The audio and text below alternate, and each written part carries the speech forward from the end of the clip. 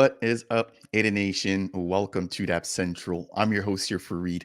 As a part of today's update, we're diving into everything Cardano, everything Ada. Now, the market is on a hot streak right now. We've just broken over 70,000 when it comes to Bitcoin, with altcoins lagging just a little bit behind, but we are expecting a huge altcoin season this coming bull run. Now, as a part of today's video, I'm going to be joined by a very special guest to get a different angle here than what you guys are probably used to when it comes to Cardano and crypto. Now, this man needs no introduction. He's been an OG in the space. He's been here for multiple cycles. And I want to kind of pick his brain as to understanding some of the logic and some of the ideas that he takes when it comes to investing, but then when it just comes to the Cardano ecosystem overall. So without any further ado, let me go ahead and bring up today's guest, Viva LaCoin. Viva, welcome aboard. How are you, man?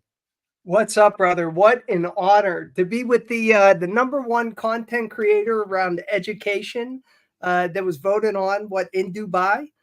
Absolute honor to be on with you. I appreciate your content. I love what you do, and yeah, thanks for coordinating this. And I'm excited.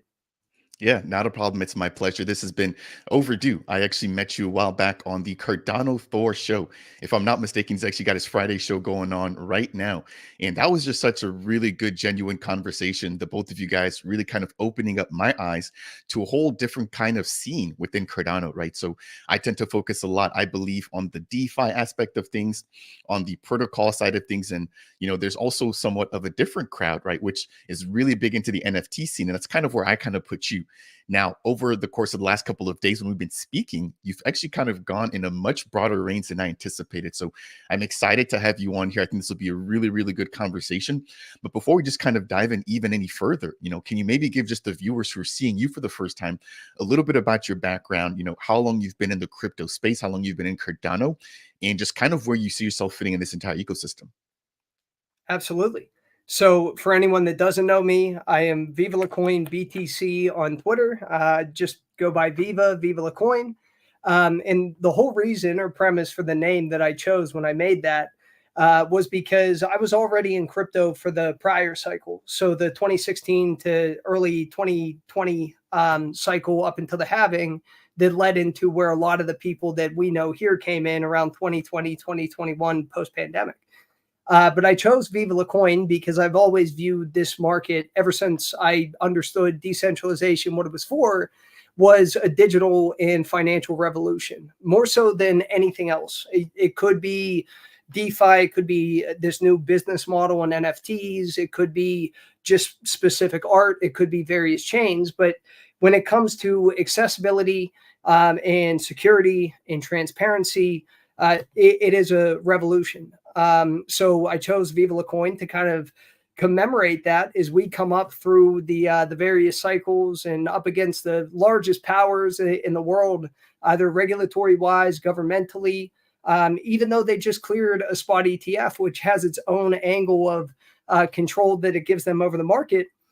They've spent the better part of the last decade specifically fighting against this industry and treating a lot of the good people here like criminals while parading around the worst actors as the face of crypto when the time comes. So I think to be able to represent internally what this space, at least in my idea, should be about, just not specifically around money or gambling or fraud or chaos. That's what I try and bring to the space. And I've spent a lot of time in the DeFi side. I've spent a lot of time on the NFT side. I work with an NFT project, Pneumonium, and then vicariously through them, Omen, that's been around since 2021. And then a lot of the DeFi scene and some of the stuff there has been a main focus as well. So really, any direction you want to take it in Cardano, I'm all for it. And then overall or philosophically, even when we look at macroeconomics, I do a macroeconomic space every Tuesday night, Tag Team Crypto. It's myself and 3 other people that work in various industries, oil and gas, just markets in general and day trading and watching all of that, people that work in insurance, real estate. Even early on when I first learned about Meehan, Matt Ploman came on a bunch to talk about the stablecoin industry and what they wanted to do. But trying to focus on the education point outside of crypto to try and understand, not only are we in this industry because everyone sees the price go up and all the volume tends to come in after it goes up, 10x or 100x or what everyone chases. But there is a litany of factors outside of this space that are driving people here, whether they're aware of it or not, or that led to the inception of Bitcoin and by extension, a lot of the other protocols that tend to build on top of it. So the better we can understand that and to try and apply the overall picture of it, it brings a little bit of grounding, in my opinion, to a space that tends to be highly emotional, highly volatile, highly contentious.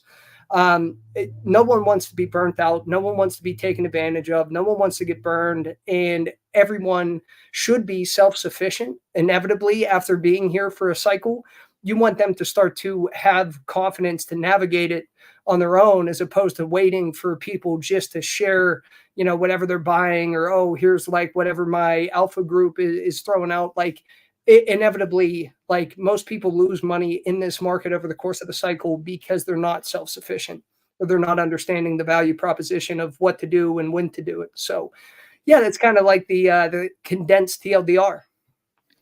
That was very, very nice. Again, I think a little bit of expertise already beginning to show before we dive into somewhat of just the macroeconomics and just kind of like the overall bigger picture. You've touched on a really good set of things, and I just want to kind of highlight some of them, right? You talked about gambling and chaos and just how the space can be sometimes. And I think we kind of took the bear market for granted, where people were actually able to build and try to be somewhat productive, to where now it's extremely hard, at least for me, and I'm sure for you as well, to really stay focused. As prices increasing, more people are coming into the space. There's more projects launching, just more and more to keep up with. And the space is already sort of a nuanced space. And a lot of what you learn takes a long time to understand. And myself being here for my second cycle, compared to somebody like you who's kind of learned things in prior cycles, I'm just kind of finally getting up to speed, right? So I think a lot of people that are tuning in here, and if you guys are enjoying the content, make sure to smash that thumbs up. We've got over 160 viewers watching live right now, are really beginning to just kind of find out about crypto. And there's nothing wrong with that, but it takes a lot of time, a lot of trial and effort. And inevitably, you will lose right at the beginning. But I think a lot of it comes down to sticking with it, making up in your mind that you're not going to step away from the space, which is actually one of the first mistakes that I made, which was to step away early on, right? When I probably should have been the most attentive. This was back in 2017, only to come back in at the very top of 2021 to then be forced to sit around and wait for an entire bear market, right? But I'm thankful for that, because I've learned so much. I've met so many people. I've been able to create a community here. When it comes to Dapp Central, I've been able to learn, teach, and just grow and network along the way. So I'm extremely thankful for that. Now, let's jump into Bitcoin, maybe just first and foremost, right? That's the kind of like the big daddy kind of leading everything here. We were having a conversation behind the scenes here, quickly talking about, the recent price action, what we've seen when it comes to Bitcoin. Do you mind maybe just kind of giving us your thesis as to what we're currently seeing? A lot of people have been talking about this word, a left translated cycle, and how things appear to be kind of happening a little bit more quickly than normal. But what are your thoughts surrounding that? So I'll approach it from a couple different angles. So when you had what your typical cycle bottom is, around December, November of 2022, that was predominantly exacerbated by FTX, in FTX's collapse. Everyone outside of that immediate destructive failure of their decks, or if you haven't been wiped out in Luna, or yet weren't wiped out in Voyager or Celsius prior, everyone else felt pretty confident in their positions, and okay, like, we're aware of the cycle and everything's just going to move. Here is the halving. We are now X number of hundreds of days away. And after the halving, everything goes up until the following 12 to 18 months. Unfortunately, all the projections everyone was calling for at the peak of 2021 seemed to fall a little bit short.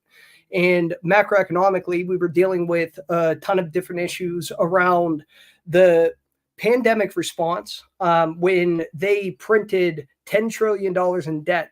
And everyone, hopefully being in the space long enough, should understand that all money is debt. Fiat money is nothing but debt that you get paid and that you owe to other people, and you pay for things, but it's not backed by anything. So it's always disintegrating compared to the valuation of property or some of the harder assets in your purchasing power. But we issue all of this additional debt into the system in response to that.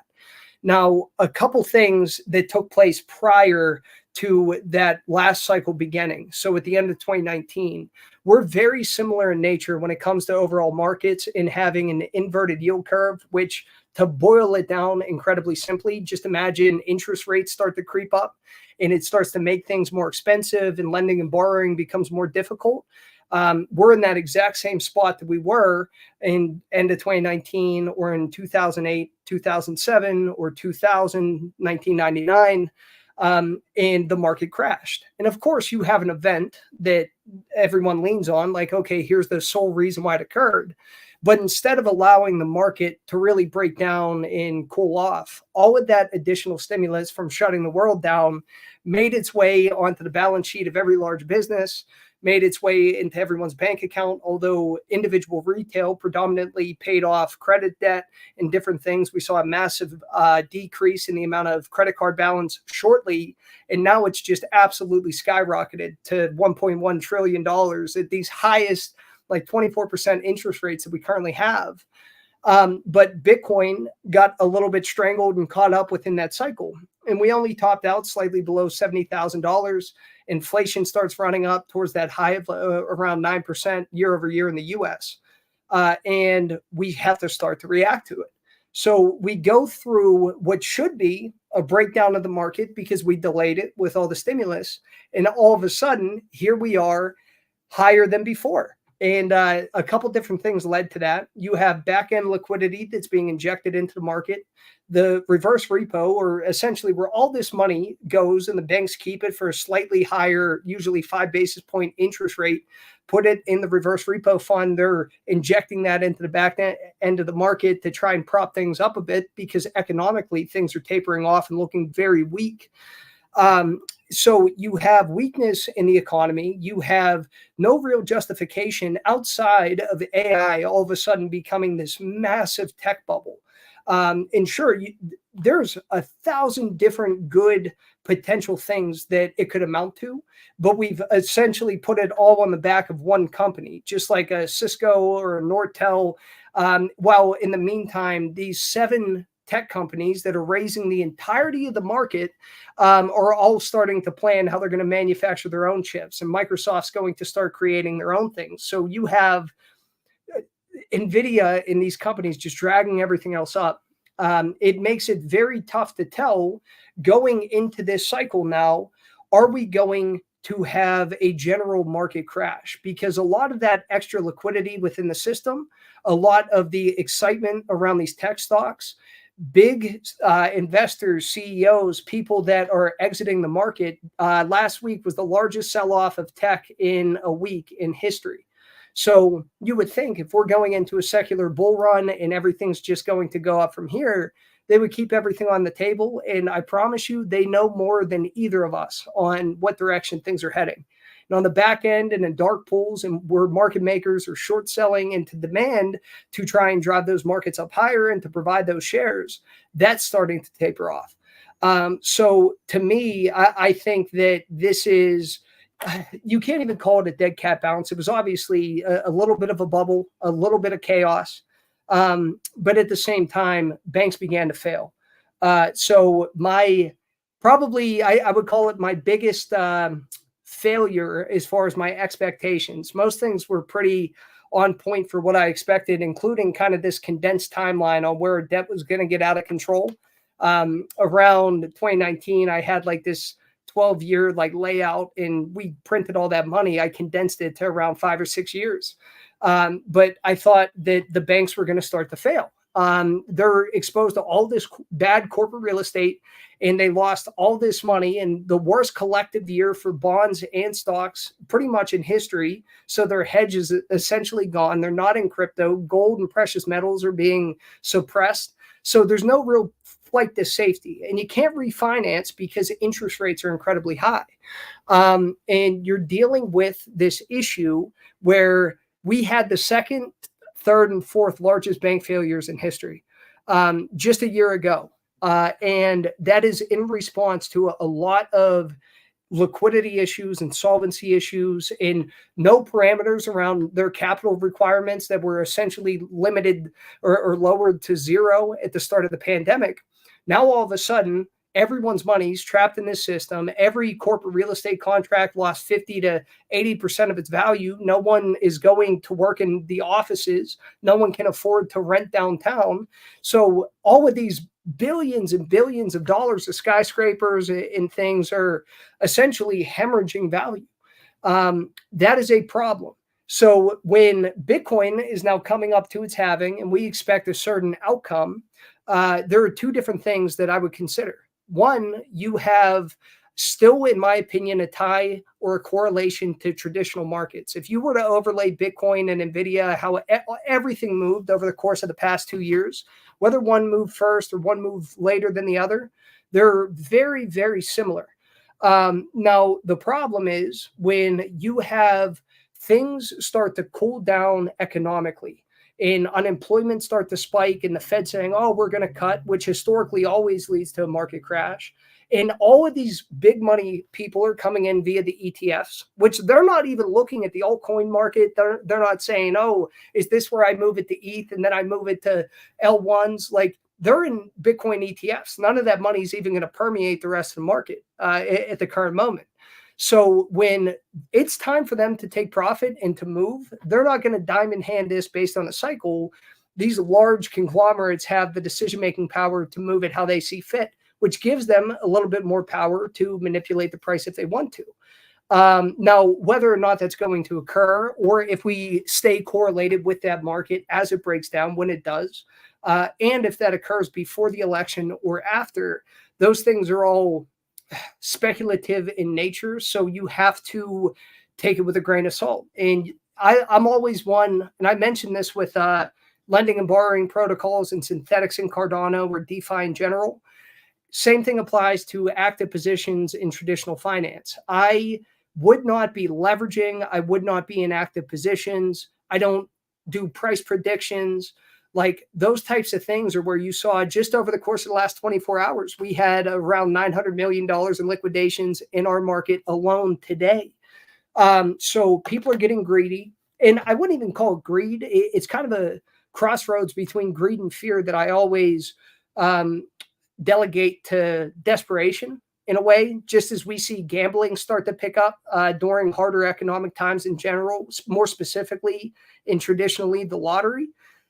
You see a lot of that start to come into the space earlier, even before the halving, before anything else is occurring. And some of the other charts that I shared the other day, but if you want to pull up and share it, if you go into lookintobitcoin.com, they have all the major statistics and charts that historically people have looked at and reviewed to see where are we at in a given cycle, where are we at based on the valuation or the amount of money moving through Bitcoin in general. And there are a couple things that have stuck out to me, and I'm wondering, are we going to throw a lot of these measurements and metrics away because they no longer impact the market? We're beginning to decouple, more money comes in, which is fine. I'm okay with taking previous data that has been applicable over the course of cycles and throwing it to the side if it no longer applies. But until that time comes, you still have to treat it with a little bit of seriousness and look at these things. So on that site, various things like net unrealized profit and loss. We're already to the point where we were at post-halving in May of 2020. We're already where we were at in December of 2020. And we are where we're at now, where we were at in May of 2017. So anywhere from 12 to 7-8 months ahead of schedule based on the previous cycles in the people that are in profit. Now, apart from TA and looking at price and everything else, which some people prefer to do that, I'm thinking, well, at a certain point when everyone's in profit, someone is going to take it. And if it coincides with a lot of traditional asset managers beginning to take profit in traditional tech that has gone up in a parabolic blow-off top style run, likely with corrective measures coming in the future looking earnings as unemployment started to tick back up and sales are actually down for the majority of businesses. How does that impact our market? And when you start to make decisions based on that, it's not to say that you can't have exposure or focus on the things or opportunities that you want to find.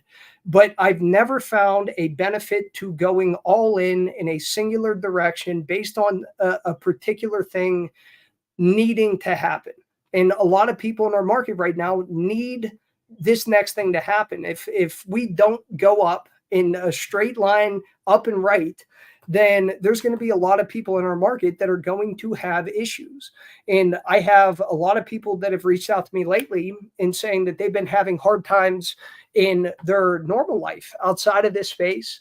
Their bills are still high. Inflation doesn't seem to be cooling for them. Some people are getting laid off, and you got to start selling those different positions and going to pay those things. If for some reason you start to see layoffs, which tend to occur around when we get to cuts, that's when layoffs really start to uptick, then all those people have enormous amounts of credit card debt, and all those people bought everything over the holidays on buy now, pay later. Like, even if I didn't as an individual, I am still beholden to the overall broader economic situation and what I pay and what my interest rates are in the decisions that are made. So I have to take that into account when it comes to mid to long-term outlooks. And I prefer to, if I'm still getting my paycheck because I work full-time outside this space, then I'm going to set some of that to the side because I don't have to throw everything in on one given thing. I've had my positions. I've been in this space. I would prefer to look lower in the event that we get it, both in this market and externally in various opportunities that pop up. But the space being a very socially oriented thing, it makes you almost feel like you're an insane person, because everyone is now coming out of the woodwork. And it reminds you of 2020 in traditional finance. Everyone made a finance TikTok and everyone became a Tesla expert and everyone learned how to trade options and thought like, okay, let's do it. I made money and then I lost it on GameStop, but I think I figured it out. Everyone's an expert when everything goes up, when $10 trillion is thrown into the system. That doesn't necessarily protect anyone during the downtime. Like, what I tried to do was, in the absolute worst parts of the market, like I mentioned it before, some of the greatest opportunities and what people are familiar with in this space, like Iagon, I followed them every day for the last like 2.5 years. And there was a bridge that they did from Gate.io over into Cardano, and it sold off to like 0.2 of a penny. It was down to like 0.0068 a per. And I made a post about it, and nobody and I'm not saying that people should care. I'm just sharing it because I think it's interesting. I think that there's potential. But those bear market opportunities, when things are down, when nobody cares, when you don't have people being paid to show stuff to your face every day, that's where I find value. And as everything goes up, that's fine. But when is it not going to go up? And what do I see that's actually valuable, that people are actually using or actually interested in? So when the time comes, because it will, when do you cycle into different things? So that's kind of my overarching view of the space. I know it's and I told you it'd be a little bit of a different perspective on, where we at with Bitcoin. I think that everything post 2020, whether it be publicly apparent that traditional systems have a certain level of corruption to them, and you have to factor it in. When it comes to removing the buy buttons on major exchanges, like, you might think like, okay, that's an example in like a meme stock like GameStop, but it is a public admission of guilt that they do not care about anyone else's ability to participate or succeed in markets at their behest. So you have to factor those things in. They might be corrupt. And I tend to lean that way. I'm more on the extreme side of decentralization is the only value proposition of this market, and everything else eventually loops back into the same system one day. But they might be corrupt, but they're not stupid. So endurance and lasting in this market, even if everyone can make money when everything goes up, very few people can keep it. So you have to be able to do both. You, sir, are a wealth of information. Again, for anybody who's just tuning in here, this has been by far one of the biggest live streams that we've had. Over 350 viewers watching live right now. Number one, make sure to go ahead and follow Viva LaCoin on Twitter. As you guys can hear, this guy knows his stuff, not just when it comes to Cardano in the micro, right? But he's also kind of big pictured macro, touching on a lot of things that a lot of people don't necessarily touch on, including myself here on this channel, right? So I think you did a really good job of kind of including the circumstances and just kind of the macroeconomic picture and then relating that into Bitcoin. Now, you touched on a couple of things that I want to just jump into very quickly. And there's actually a couple of questions that I want to pose to you there as well before we kind of shift topics and maybe just dive into Cardano a little bit deeper. So you mentioned people needing charts to kind of play out, right? I'm going to quickly pull up here the stock to flow model, which you briefly touched on as well. This, I think, has been one of the many charts that people have kind of looked towards when it comes to Bitcoin. And historically, it has actually played out pretty decently. Now, I know when we're in the bear market, though, people were beginning to question the validity of the stock to flow model because things appear to be a little bit broken.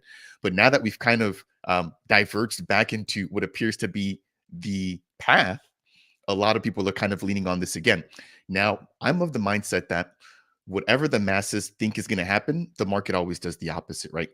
When we were at the very bottom at 15, 16K and we had FTX collapsing, everybody's like, hey, Bitcoin's going to 5K. Go ahead and sell now. Go ahead and short the market. As we quickly saw, that was actually the best time to have bought. Conversely, when Bitcoin's at 69,000, everybody talking about it going to 100K, then what did we see? We saw a quick flush down to 30K, came back to 69, and then brought us into the bear market. And so this year, I think a lot of people, especially OGs like yourself that have been in this space for such a long time, were expecting for Bitcoin to make that run post halving, which I think what 3 out of the 4, or I guess up until now, that had always played out to be true.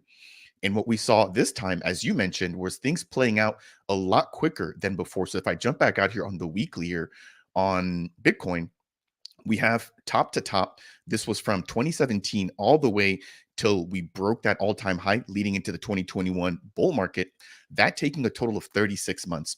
Whereas this time around, that only took 28 months. What's interesting is that people were thinking of the ETF as potentially being a buy the rumor, sell the news event. And there technically was a brief sell-off, but right after that, we've seen a humongous kick and a humongous leg up that we haven't seen in times before. So taking a look here, from top to top, again, 36 months, this time 28 months, which basically lines up with what you mentioned earlier, right? With the Nupal indicator showing that we're somewhere around 8 or so months early compared to times prior. Now, I also mentioned this before, is that typically when we do get to this point here where we're breaking prior all-time highs, we typically saw Bitcoin doubling within the span of about 3 weeks. So if I zoom in here just a little bit here, just to kind of display that, we had Bitcoin here breaking 20,000 and about 3 weeks later, so just from about that $20,000 range, again, each bar here is a week, we had Bitcoin all the way up, let's see here, to just about right there, which is about $35,000 to $40,000. And so I think a lot of people were expecting a very similar sort of play out here, which we haven't actually gotten just yet, right? But we have broken a little bit early. So I do think that the indicators will be getting to slowly go out the window. How long it takes for people to kind of, shift their minds, I'm not sure, but I definitely think that what's played out in the past 3 or 4 cycles is no longer. And that's because we've got brand new players in town. And this actually ties into the second thing that I wanted to mention, which you kind of hit on, which was the institutional adoption, right? So Charles Hoskinson had a chat not too long ago highlighting, some of the potential threats that these entities bring into the space. And he talked about the fact that when we take a look at the most utilized asset within the space, that being USDT and USDC making up, I think it was over like 80% of transactions on chain. He's like, man, this is a point of concern. He's even talked about them coming into Cardano and having somewhat of a vampiric effect, where they're sucking liquidity, calling the shots because of the leverage, because of the power that they have. And us here within the crypto space, when we first started this, it wasn't for that. But you take a look now, the biggest on-ramps being Coinbase. You take a look now, the biggest on-ramps being Binance. This is where the space has come, where we got a minority controlling the majority. And so Charles was basically asking the community, how is this different than what we were trying to get away from after the 2008 collapse and when Bitcoin was actually introduced? And so again, you raised some really good points there. The very last thing I want to highlight here, which I think you kind of touched on when you're mentioning the macro, was the 18-year cycle. So this has been on my radar here. Um, so taking a look at this here, this basically breaks down what appears to be the cyclical nature of real estate and how I personally think real estate is tied back into the regular stock market and how the regular stock market is also tied with into crypto, right? So we tend to see them kind of following each other. They're not always moving along at the very same exact time, but they tend to have impacts on each other. And so what this is basically breaking down is the fact that we basically were into a brand new real estate cycle, which again lasts about 18 years after the financial crisis where we saw the housing collapse, right? Back in 2008. So beginning in 2012, excuse me, we've had like a very nice and simple run all the way up until what? The pandemic, which took place around 2020. Following that, we've had this 2-year recovery, which was basically a V-shaped recovery. And as you mentioned, it seems like even though around us things aren't necessarily working out as expected, price is still going up. And I think we're right here somewhere. And we're about to be heading into this winter's curse, where, as you perfectly mentioned, it seems like no matter what's going on, everybody's making money. There's money being injected, government giving out stimulus checks, all these things going on here. And everybody feels like this is it. We've all made it. It's not going to go away. We're good to go.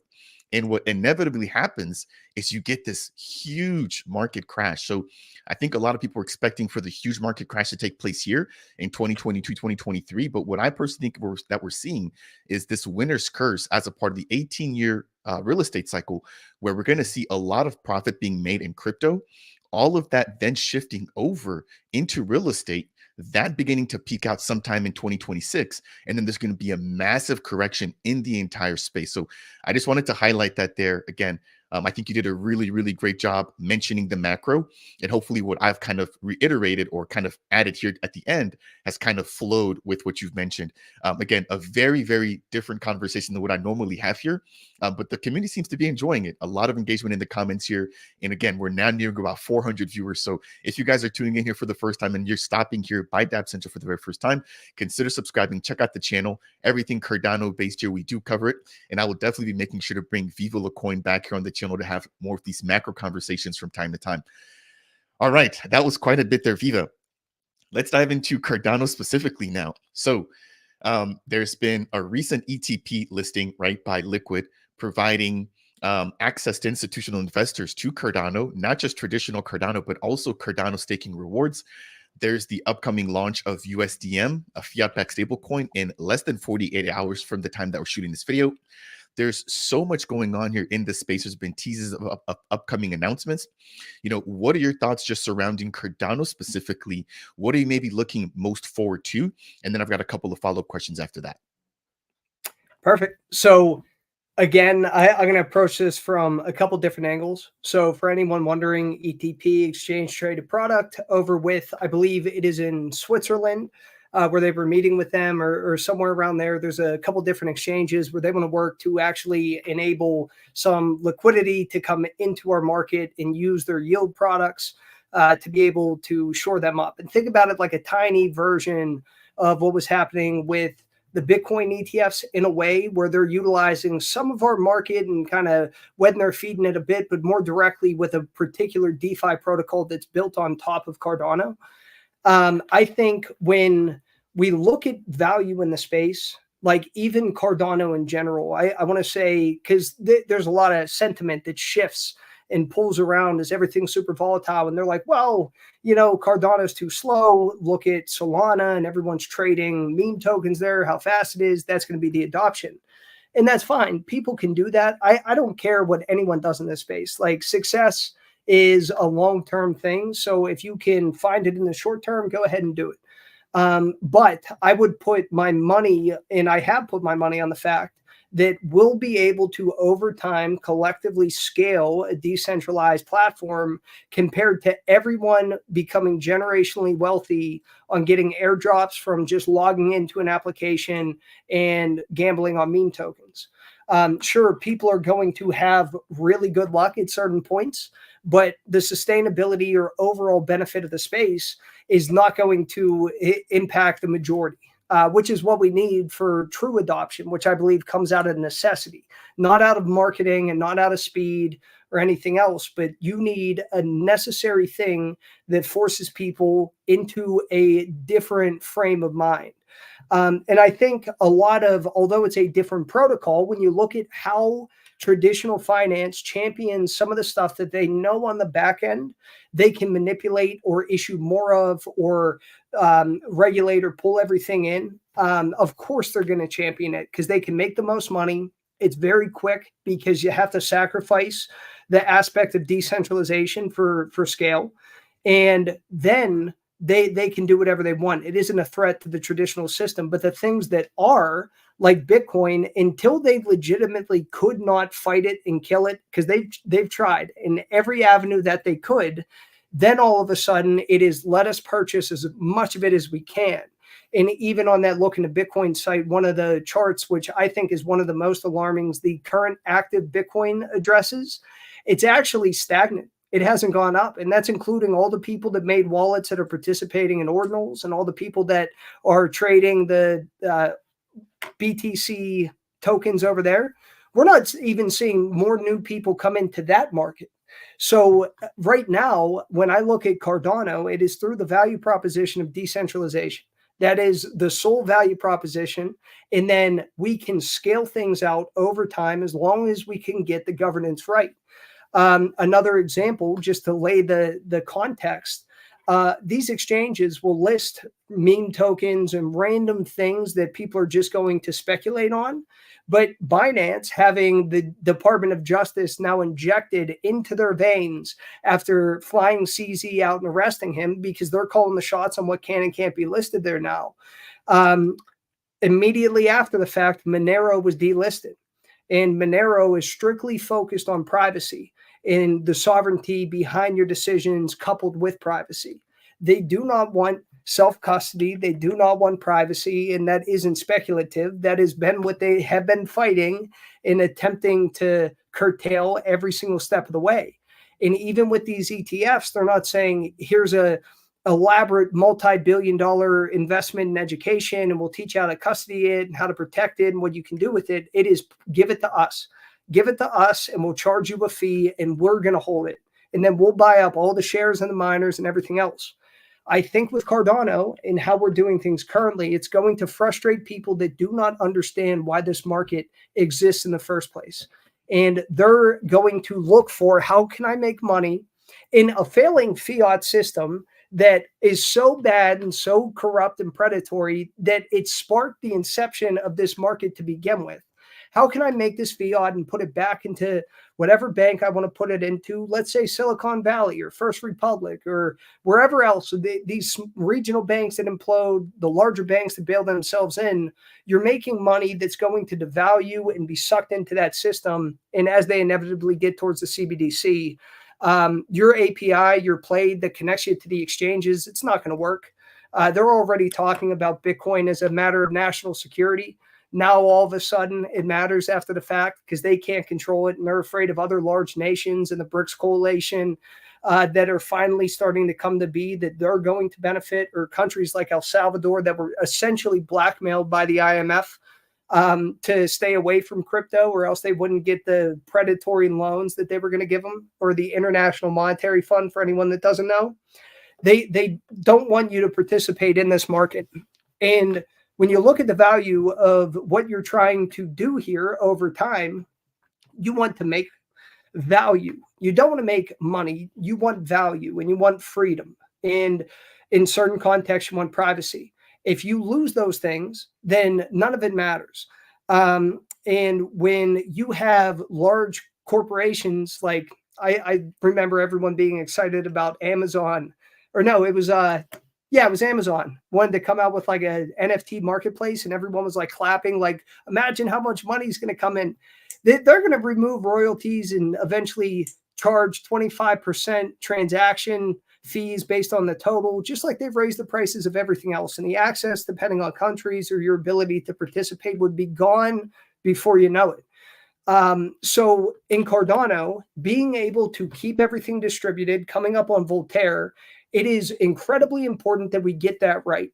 And I think that a lot of the sentiment around the steps being rushed for governance, and all of a sudden we have Intersect, and all of a sudden we have these member-based organizations and DREPs, and we're just going to go and temp check and vote on this.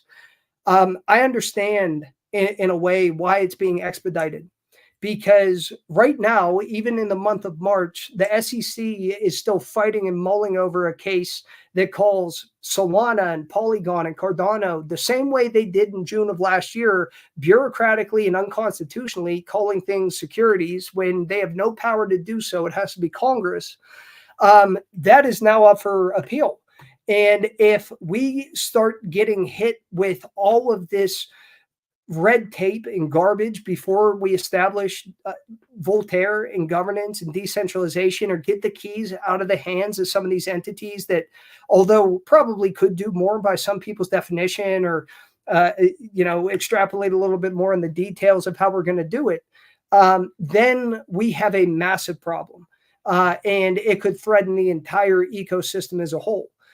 So I believe the press for governance currently is the number one thing that we should do. And I also believe a lot of catalysts and things that are focused on funding individuals.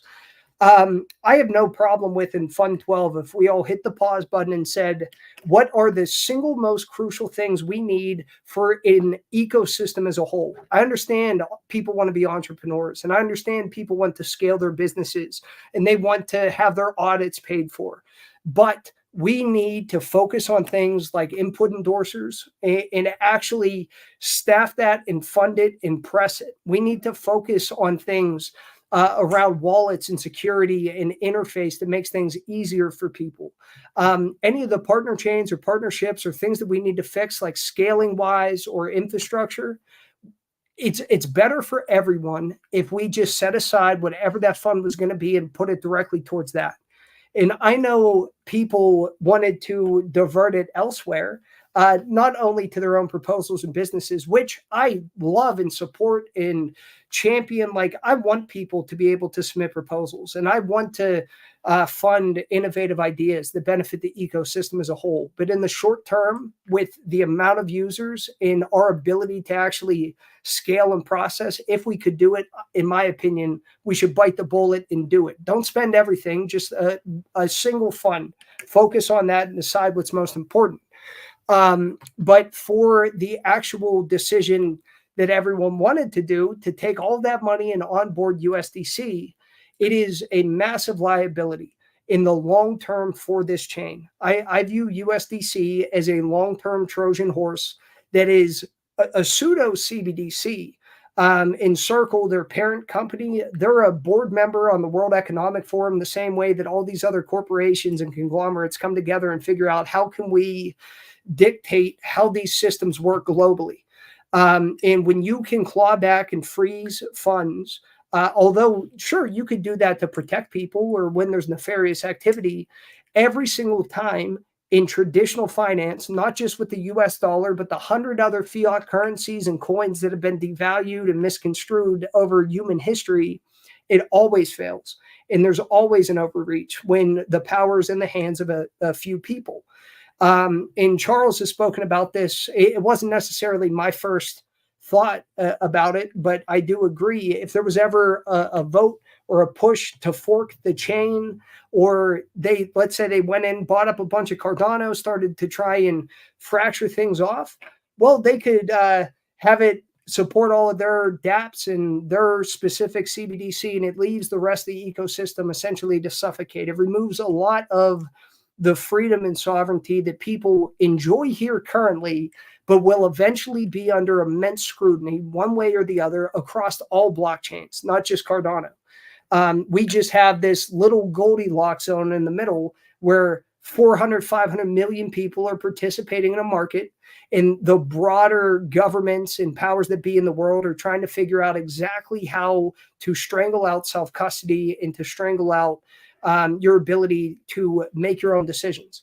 Now, for Cardano, after, what was it? There's so many different eras. I'm trying to think. Vassal. So I told everyone actually at CNFTCon 2022, because I'm a massive fan of NFTs. I believe that as a business model, that's how I first understood them. But you're still going to have collectors and artists and communities that actually enable these businesses and get them to functional utility or DAO infrastructure. So early on, they were far, far more speculative than I believe they're going to be at this point 4 years from now. And you see that with actual protocols like EarthNode, which is right now the most valuable NFT in the Cardano space and one of the most valuable NFTs across all blockchains. And the ability to establish the EarthNodes for that mesh network that World Mobile is looking to enable. But in looking at how money moves within the space, even before tap tools or any of these infrastructures were built out, Vassal enabled the smart contracts that we needed to really start to bloom when it came to DeFi. And although we still had some DeFi running and a couple different capabilities of what we could do, I told everyone at CNFTCon 2022, when we get back, I'm selling, I made a tweet about it. And it's never advice. It's just the things that I find interesting in, or when I start to see a little bit of push, I try and pull. I'm selling a handful of my more expensive NFTs, ones that I had multiple of or gotten early to. And I love them. I wish I didn't have to sell them, but I'm going full in as heavy as I can to DeFi between October 22 and February 23. And of course, after the fact, like now everyone's like, well, you can't invest in DeFi because ADA is going to move up in value. Like it's all a timing thing. So if you can be there at the right times as they are launching or nobody cares, or maybe the contracts need work, or maybe in an example, and this isn't a shill or a plug, I own some, but I also use their testnet. We hosted for them in Butane. Sure, their mainnet isn't out, but we're aware of what they've constructed and how fast it is and how well that Icon code works for them in synthetics and doing different things. That is something I want exposure to. So being able to identify what we actually need and where the value is, I think has become a little bit more focused as of late. At first, we had like 6 or 7 different dexes that are always a part of the conversation, but now we still see MinSwap used a lot. Everything is aggregated through Dex Hunter, and everyone's becoming familiar with Axo. And that's kind of like the 3 different directions that I see the conversation going. So you start to consolidate the sectors and focus on who is going to be the quote unquote winners of that given sector. And I often look what sectors have very little competition, but are still crucial for infrastructure. And that's where like I had gone with cloud storage and computing. Apart from NewNet for computing, Iagon was cloud storage in a nutshell. And all of their previous research and all the background things, everything I found from the team, even before I got to know them or spoke to them, resonated with me. Is this is something that we're going to need, and it's a great application or focal point for crypto. For Ncoins, it's the only privacy-based solution that was Cardano native that has nothing to do with Midnight. And now they're talking about on and off ramps that are ZK and private enabled. So if you're having trouble when your on and off ramps are attacked, if you're in the US, we went from probably 5 or 6 different exchanges you could use or different places without KYC to now all of a sudden nothing is available because they're getting enormous pressure from behind the scenes, from governmental agencies, because they're going to want to know everything you do, everything about where you trade, all your wallets, all the movement. But that type of infrastructure may not be the most valuable thing today.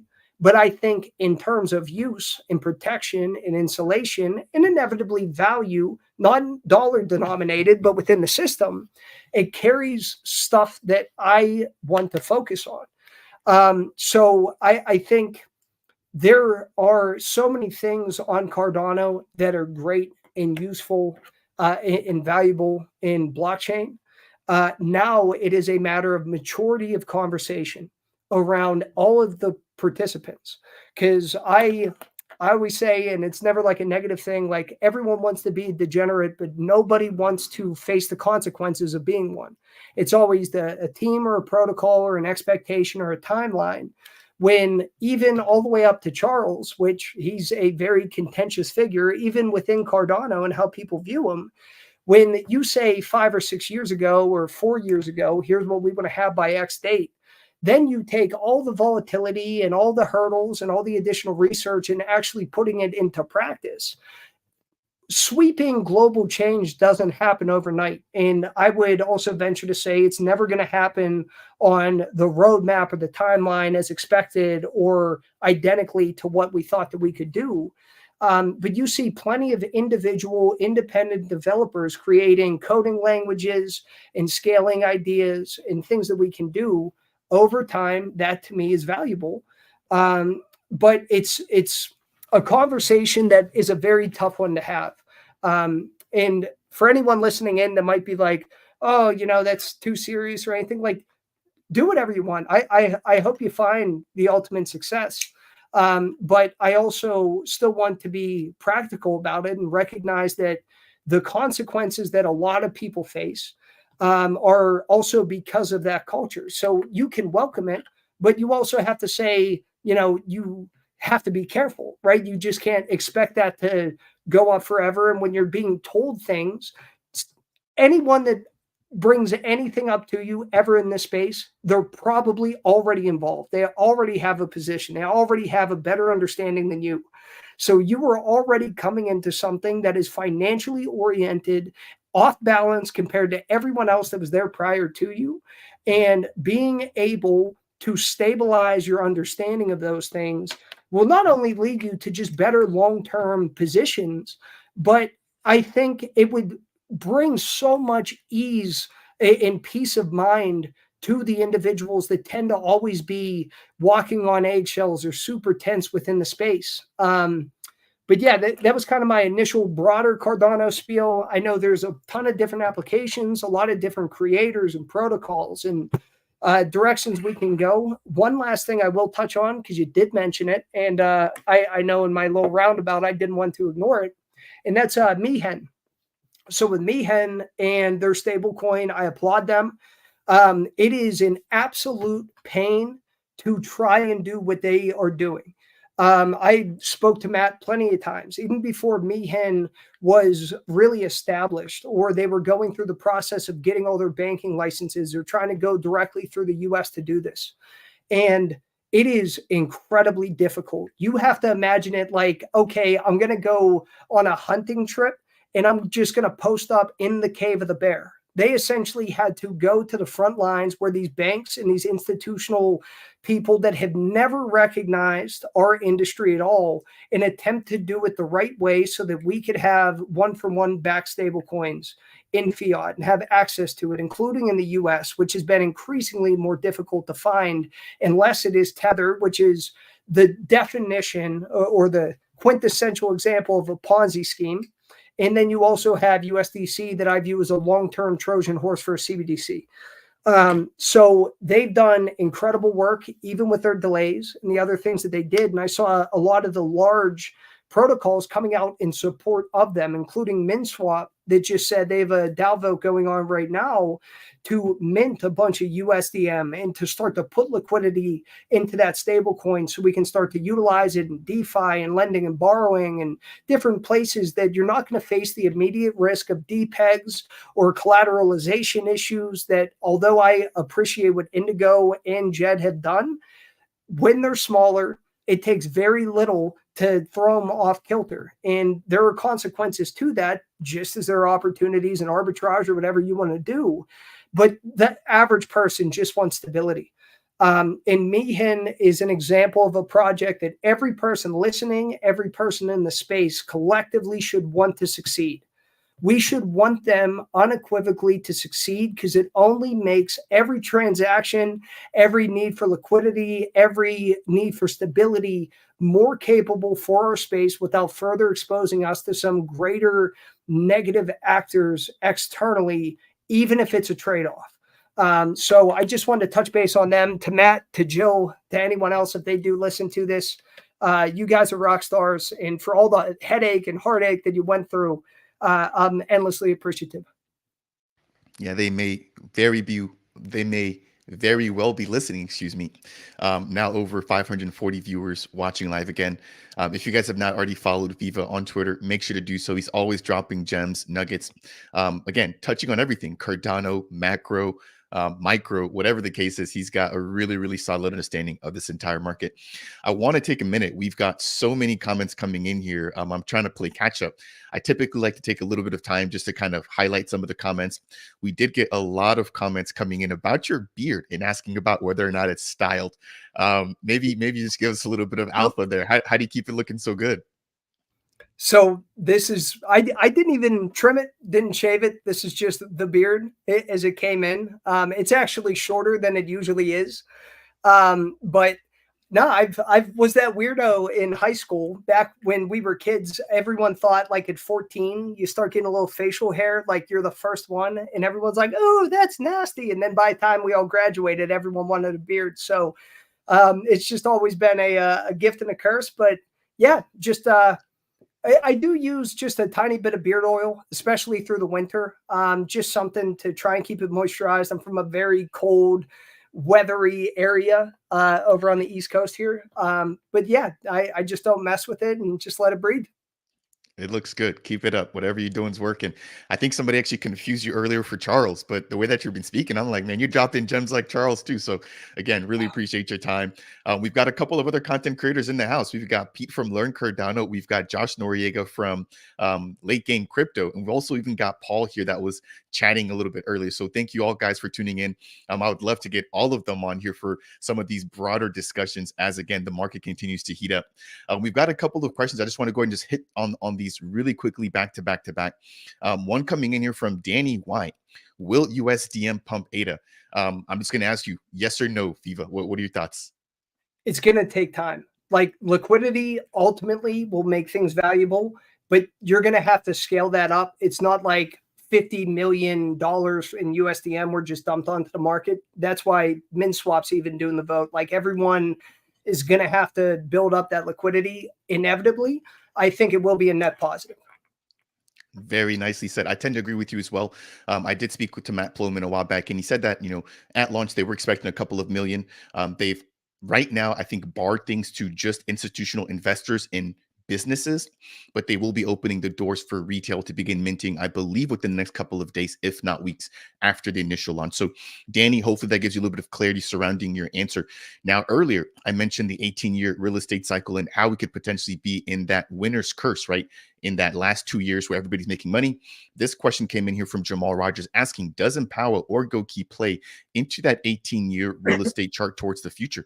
I definitely think so, right? Both of those platforms are dealing with real estate. I believe Empower dealing with the African continent, whereas GoKey is just providing means for, multiple people or DAOs to participate in the real estate industry. I definitely think that they will be impacted, right? Because again, that's sort of like their core business model. Now, that said, do your due diligence, learn a little bit more about these cycles, but there could be some big opportunities after that winner's curse, right? Where there's that steep drop off again, mimicking what we saw back in 2008 after the big real estate market crash, the entire stock market crash. And you saw a lot of people seeing that as an opportunity to come in and pick properties up at a very, very cheap price. So either way, I think that the good will impact them, but then the bad as well. So they're not they are not above what's going to happen to the general real estate market. Another quick question coming in here from IP.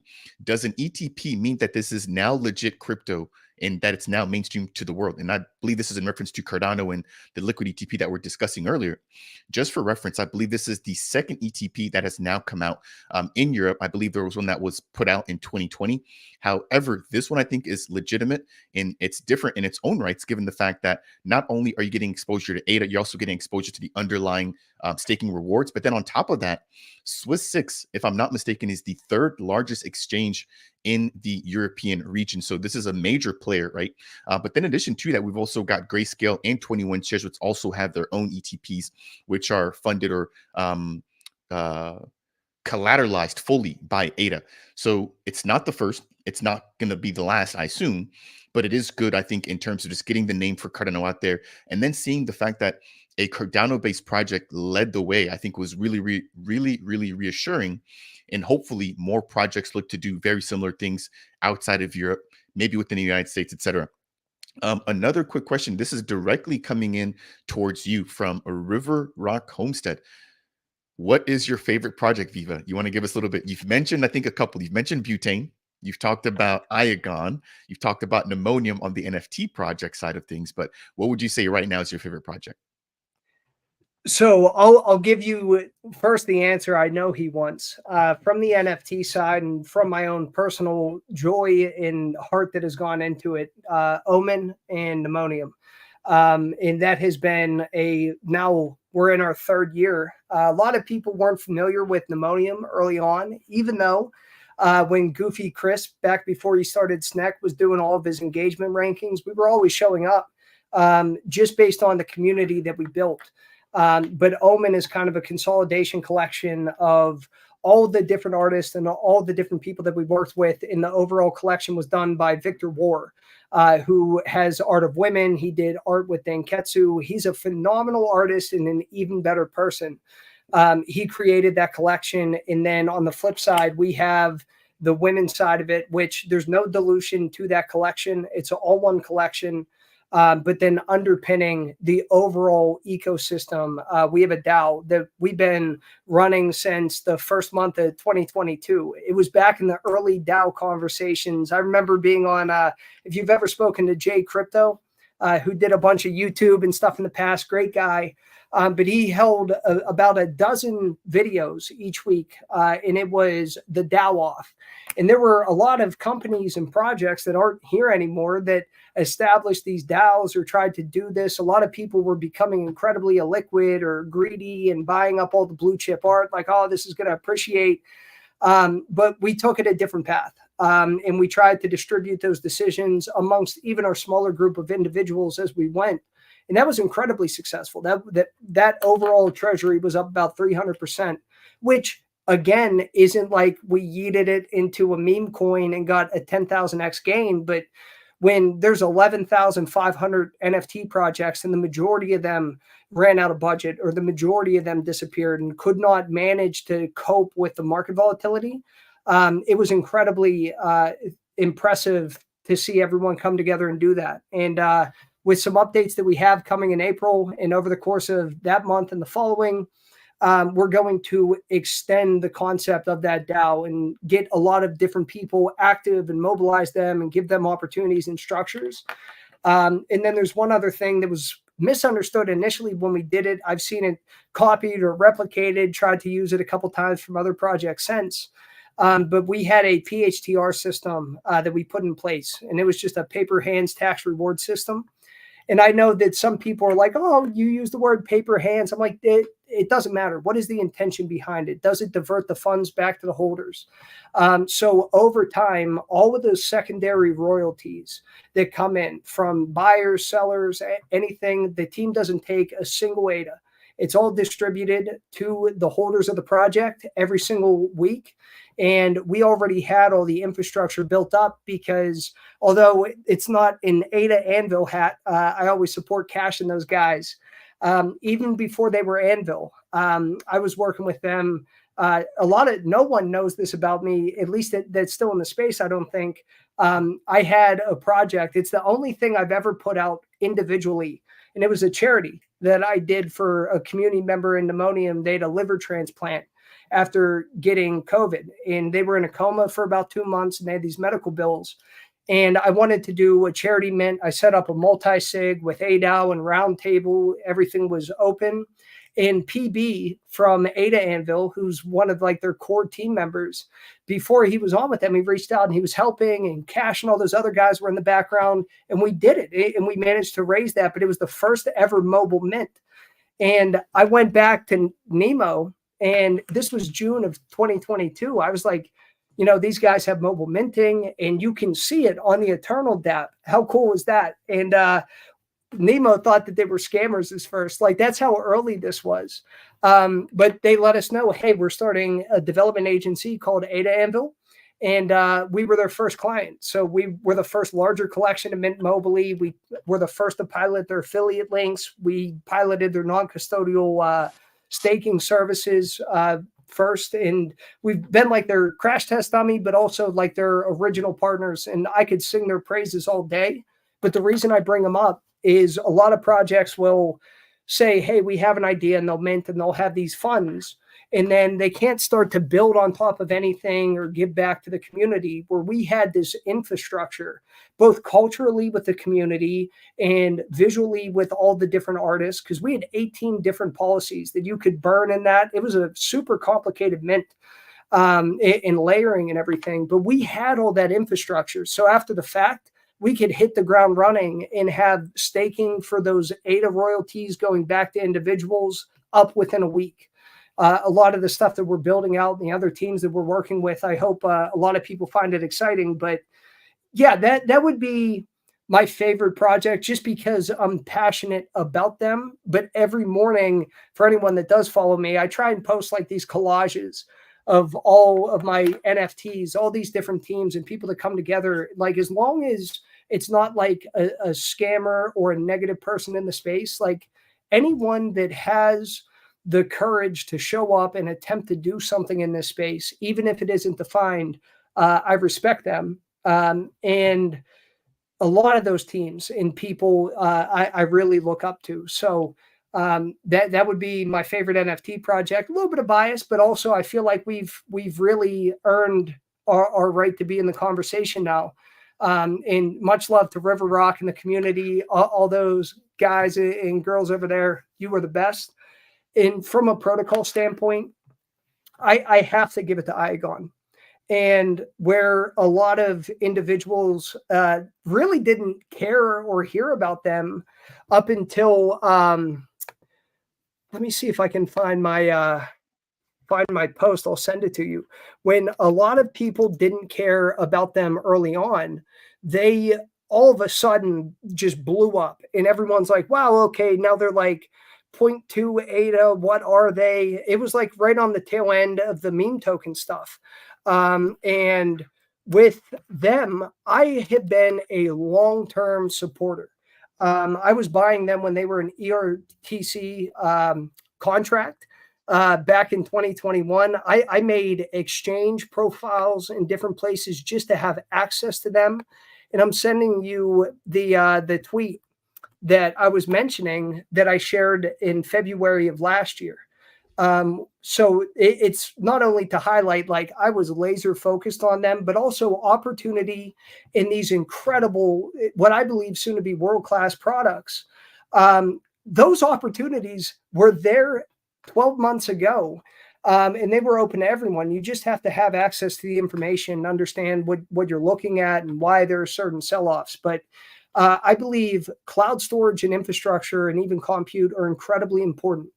Not just for the NFT space, not just for the overall storage of information, but again, back to that whole idea of decentralization of data and privacy and access and transparency. I have massive issues with these big thrown together systems like Amazon Web Services, not just because I've had them go down in the past and they've created issues in my work in real life, and a lot of people get hit or barred from using them depending on what they're doing. But if for some reason they decide, okay, this crypto space is getting out of control, we thought we were going to have a little bit of leverage, but let's try and press a little bit further, then they have all the data and they have all the storage and they have everything that you would need on the back end to represent a lot of what you're building out. So it's just a key piece of infrastructure that I think is going to be important over time as this scales out. Plus, they had all their patents, which I know that's another contentious thing in the crypto space, but it's the same reason why my biggest success in the whole last cycle was a coin outside of Cardano, but it was Veracity, if anyone's familiar with it. And I was in at like a $500,000 market cap, like super low. But in understanding the problems, one with viewer and bot fraud when it comes to advertisement, the cost of advertising, and the lack of real views that people are seeing when they're coming through, and then likely also the authenticity of what they're seeing and whether it's AI generated, whether it's a scam. It was like the same thing with Igon. What do they do? Is it needed? And more importantly, is anyone else doing it? And if no one else is doing it, do they have patents? Because although I believe in time, everything that can be open sourced should be open sourced, The business world is a brutal, thankless, cutthroat place. And there are a lot of people with a lot more money and no ethics that will take a good idea and patent it and bury everyone and then close source it. And it would never help people at all. So you have to be able to protect certain things, but they were the only one doing it. And in meeting with Nav and Trim and those guys over there, Nav is also my favorite protocol founder in the space. I think he's an incredible person. He's a great guy to talk to. I think in every conversation we have, it's like in the back of his mind, he's like, how do we protect the institutional people that use this? How do we protect the people that invest in us or utilize it as individuals? How do we make sure that we're compliant so we can't get blindsided by some expectation of the people that do use it? Like, it's always thorough, and it's always that same long-term mindset that I like of, well, 5 years from now, we're going to need to do this, or here's what our clients that are much larger that don't care now, but inevitably will care about think. So that would be like my, and it's never always like a super TLDR with me. Those are probably my two favorite. But I saw people mention like Axo, World Mobile. I'll throw out like Optum. I love Book.io.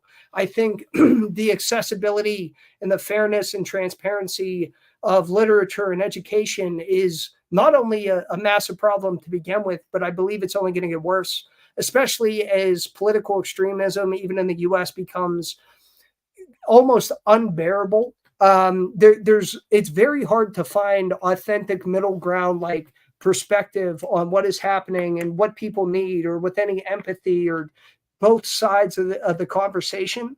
So I love Book.io. I think both Indigo, I'll still give them their credit. Early synthetics, very difficult to stabilize in a bear market, low liquidity, volatile environment. Butane, you and I were on for their launch space with Micah and those guys, but it is a very, very good protocol. And that yellow paper is one of the best reads that I've had in the space, bar none. And then, of course, even from the music side, like I know Newham and Demu are both doing different things. And I could go on and on. My parameters for what I look at as to what is valuable and do I want to get in. And I went into this on Freedom 35ers too. Again, it's a little bit counterintuitive, but it's what I believe matters. You have a lot of people that would say, I love World Mobile Token, or I love, let's say, Wi-Fi, or some of these ones with incredibly high tokenomics and different things that eventually have vesting and they dissipate out into the ecosystem. Or maybe I like Milk, or I like Lenfi at 15 ADA per. And I'm like, okay, well, let's pause and let's think about this. There are X amount of tokens of any of these protocols, and typically you want things that are hard capped. It doesn't have to be infinitely issued. You should have some decimal or mechanism in order to make it expansatory, or like with butane, be able to create derivatives of a governance token that doesn't devalue the whole unburned tokens for whatever given reason. When I invest in something, even if I like the premise, even if there isn't a ton of competition, I want to know, is it over or undervalued at the current price? And the reason why I look at it that way is I want to own a certain percentage of a given protocol. I don't just want to buy some tokens because they're going to go up, because if you want your token to go up, but there's 10 billion tokens and only 50,000 of them are diluted and they're just dumping them on every week in perpetuity, it doesn't matter. Like, it's just going to suppress the price. And hitting a given metric of success, let's say, oh, I believe X protocol is going to $1 billion market cap. Okay, but how much dilution occurs over the span of time based on your price at entry are you actually making back? And I used MinSwap and Igon as an example in that. And I can't pull it up. I'm not sure where my phone is. I would message it to you. But at the time, it was around like April of last year. And I said, if I were to put 1,000 ADA, so I take a baseline measurement for any protocol or any sector that I'm comparing and contrasting. If I took 1,000 ADA, and I believe in both protocols, let's say MinSwap and Igon, and I invested in MinSwap at the current price of ADA, I would effectively own or receive 1/500,000th of the overall tokens. And then if I were to invest in Iagon, I would get about 1/45,000th of the tokens. So I would own about 10% more of the overall aggregate protocol in the event that I put it into Iagon, if I believed in both of them. Now, I use fully diluted value in what I call a metric of assumed success, where over the course of time, if I'm a long-term value investor, if I want to build wealth, I'm not a day trader, I'm not a speculator, I believe in this space and I'll ride it out, then you pick, let's say, $1 billion, which I believe for a widely adopted protocol over time is fairly, common across a lot of other major protocols. And it's not outlandish in saying like, oh, it's going to pass like the market cap of some top 10 crypto. Like that's insanity. So you set it at $1 billion. So here's my arbitrary assumed level or metric of success. And I'm taking 1,000 ADA and I'm investing into both of these various protocols. If they were to be fully diluted by the time they hit $1 billion, I would have gained $2,000 worth of actual ROI based on that initial investment in MinSwap, and I would have gotten $22,000 based on my initial investment in Iagon just by owning such a greater percentage of those tokens. So then I start to ask myself, based on what I'm doing, or whether or not they're in the same sector, is one undervalued comparatively if I believe over time in what they're attempting to build? And then if it is undervalued, according to everything else, then you need just a tiny bit more legwork. But all you have to do is look at the dilution schedule and say, are all of these tokens going to be diluted in the course of 2 years?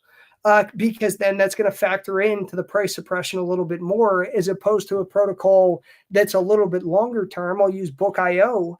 Their curve of dilution goes out for the next 50 years, something like that. So just being able to understand the tokenomics of things, I believe, is crucial. Tokenomics are always overlooked. And they're typically, oh, look, the token only has 20 million tokens, therefore it has to pump, which is, it's a misunderstood concept. That doesn't mean anything. Like a token could have 5 tokens, but if the value isn't there and I can't find someone that's willing to buy it for me at a higher price down the road, then the number of tokens are irrelevant.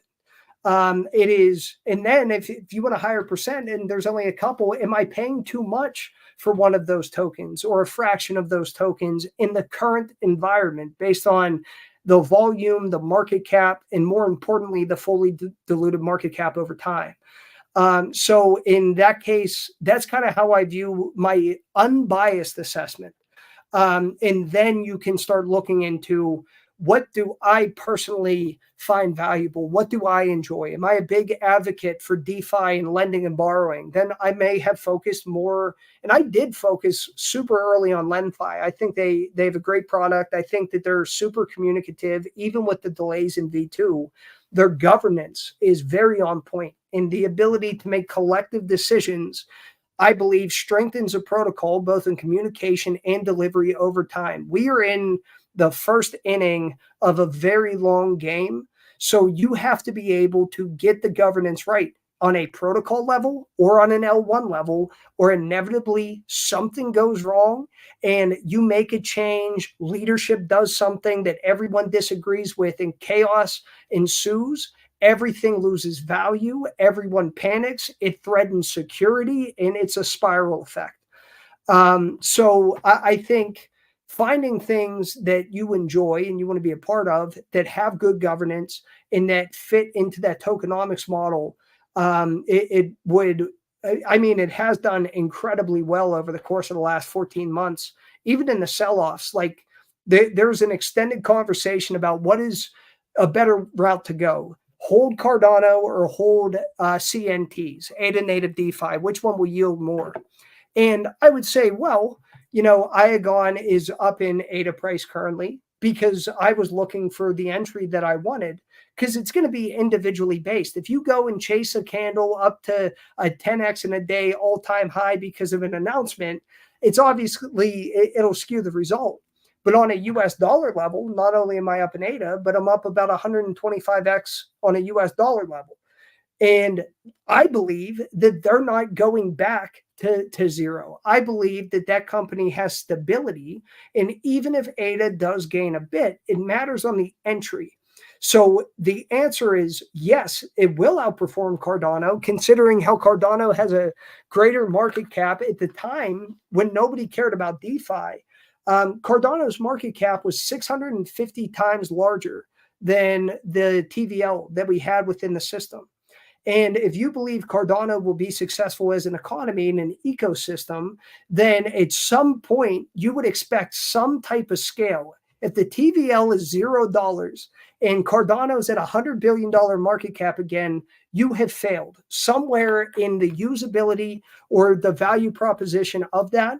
They would have to succeed. You need an ecosystem, or then you just have another store of value, which we already have a store of value. So you could have it as a hedge against a potential re-centralization of Bitcoin over the next 20 years, but you don't have a decentralized economy. So you're almost betting on the value proposition of Cardano that is valued at 1/500th of the value of Cardano, eventually outpacing and evolving to bring in more value on an ROI perspective than the current $30 billion valuation that it has. And to me, that was the highest return to risk ratio in all of crypto. In return wise, even if Cardano's slower and not coming back, it outperformed everything else when everything was down. It's just not a sexy narrative, and it takes a considerable amount of time. So I could elaborate on any one of the protocols or teams, but I know I tend to pull the ripcord and just go with it. No, we were discussing this a little bit offline. This is what I love personally about having guests here. And I'm sure that if there's any other content creators, which I see Paul is still hanging around with us, Pete and Josh, I'm sure they can all relate. It feels really good sometimes to be able to take our foot off of the gas, put my mic on mute, and listen to somebody else speak, right? So I just want to say thank you. I'm sure that the community has received so much value. We're now nearing 700 live viewers here, a brand new record here on the channel. Wow. For anybody, yeah, I know. The more you speak, the more people are joining. So it makes me want to keep the conversation going, but we have been going for an hour and 20. I know that you're just as much of a gym rat as I am, and I'm looking forward to actually taking a little bit of a break here, go and hit some weights, and then coming back to do some content creation. But this is, I think, one of the first of many to come here, Viva. I really want to thank you for all of the knowledge that you've kind of shown here, all the expertise that you've shown here, and just so much value that you provided to the community. I do want to end this, and we have to be very brief here, though, on one last question. So this is coming in here from James Harder, and I'm sure this is on the minds of many within the space, right? So we've seen Solana since the bottom of about $8, right? Basically 10 to 15x. We've seen Cardano, on the other hand, from about 24 cents to where we are now, about 75 cents, about 3x in the same amount of time. You take a look at the fundamentals. We understand what Cardano has. We're about to get governance. We've already got decentralization. Our uptime is perfect compared to some of these other competing networks. And it's not to kick them down, but they've had issues. They're not as centralized. And so people are wondering, why is Cardano price stalling? So in closing of today's stream, Viva, let's get your take here on when ADA, if at all, will reach an all-time high. All right. So I'll talk fast because there's a couple things I want to add. One, if you just look at cycles previously, Cardano tends to lag regardless. So when we were just breaking above our previous all-time high, Bitcoin was already well above it, and it was months ahead of schedule. So we're still like 10 months away from that timeline if Cardano stuck to around the same place. Of course, venture capital money is going to go to centralized payment systems that enable them to have control over where people spend their money should things start to get out of control.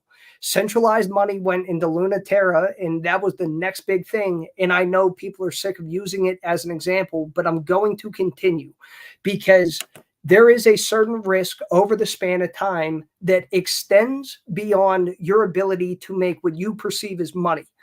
You're going to make fiat denominated, devaluing currency and put it back into a banking system that has already bailed in three of the largest bank failures of four in the past year, with more risk ahead. Even verbatim, Jerome Powell, the chairman of the Fed, said, yeah, we'll have more bank failures. They don't care about if you make money in the short term. What they care about is your ability to maintain value. The reason why wealthy individuals and the people that actually maintain and compound their wealth aren't there just throwing it into random things and gambling. They buy assets, they buy property, they buy hard things that will maintain the value over time. And even like precious metals, they've been heavily suppressed by the banking system as well. And they're going to do the same thing via Bitcoin and the ETFs and whatever else. But it solves two different problems. If you can remove the ability for people to access this market, you can sue KuCoin, you can sue Kraken, you can fly CZ to Seattle, and then shove the Department of Justice in there, remove Monero, remove the privacy. Oh, FTX, why aren't they listing Cardano? Because they're obviously bad actors. They're obviously self-centered, and they're trying to get money and speed and retail in there. And there is no second thought as to whether they're being destructive with it. There's never been a definition around what is or is not a security in this space outside of Bitcoin recently, which I believe that they were forced to in order to get a lot of money into their ETFs. So they have some control over this market.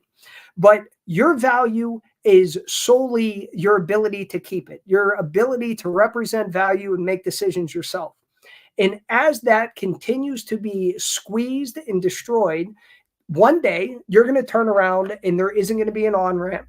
There isn't going to be a privacy coin listed. You're not going to be allowed to self-custody and stake unless you're an accredited investor or someone on the inside that pushes and manages all these assets, because it's a matter of national security. It's a matter of data security. It's a matter of privacy for the governments against one another. These are all narratives and conversations that are going on congressionally right now, not whether or not you're going to make money, because they're allowing the banks to fail and they're just bailing them out in live time as we kick this can down the road and telling everyone to buy into AI because it's the next best thing, whether laying more people off this past February than in any other February since 2009 and selling the top.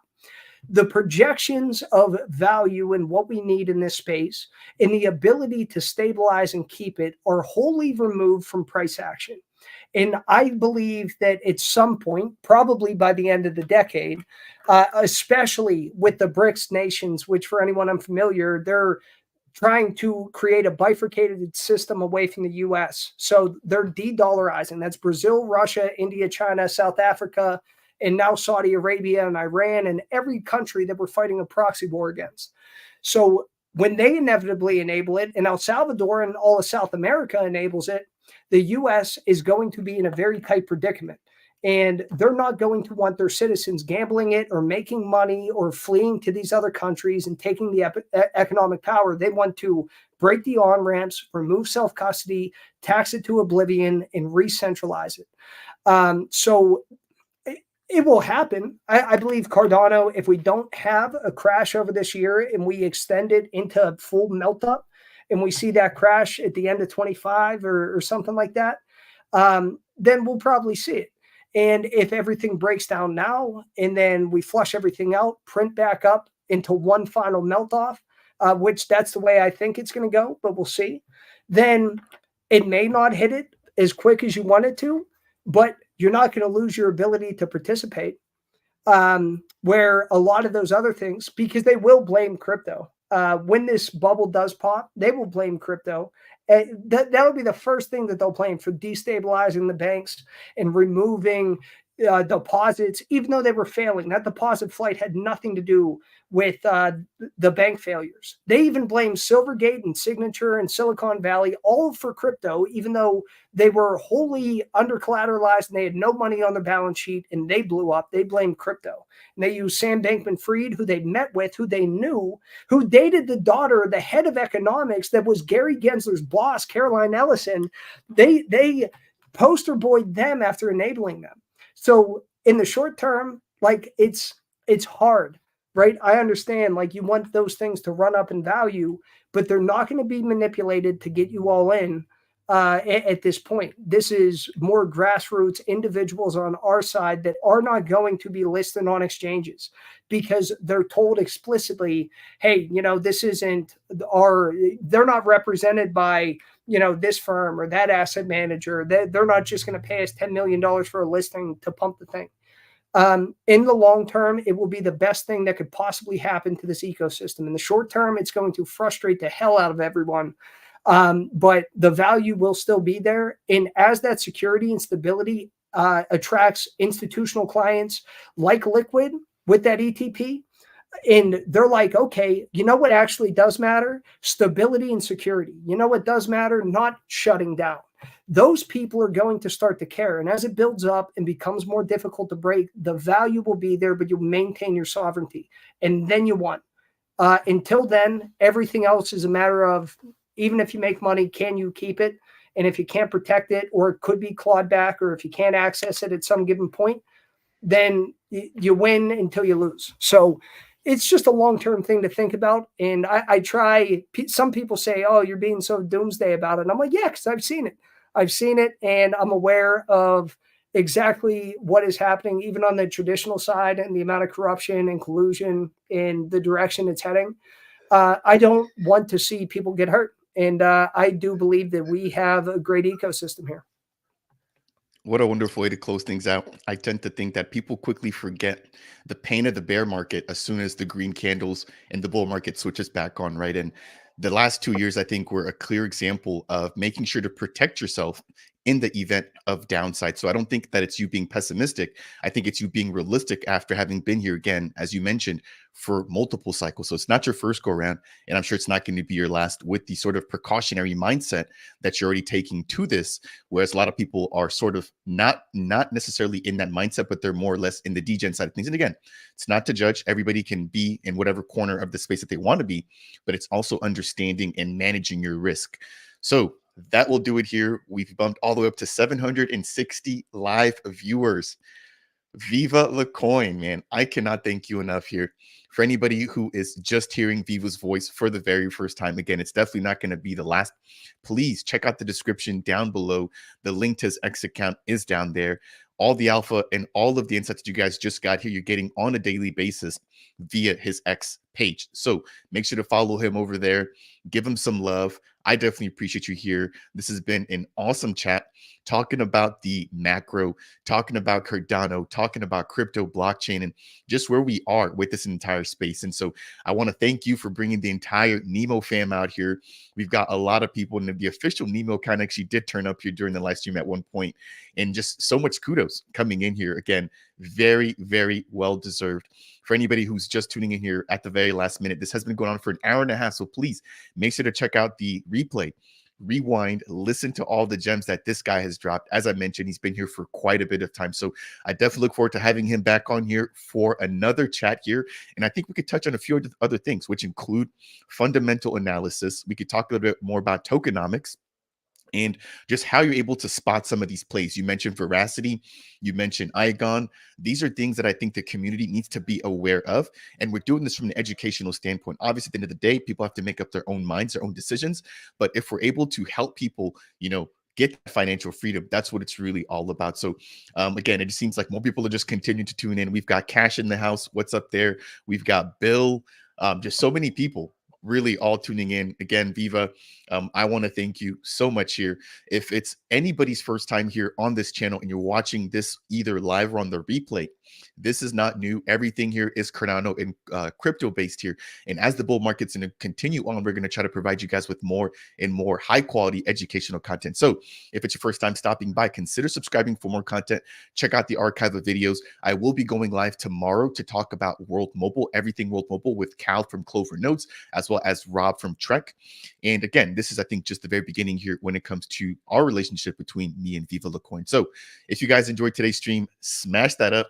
Viva, it was a pleasure, again, having you on here. Let's do this again sooner rather than later.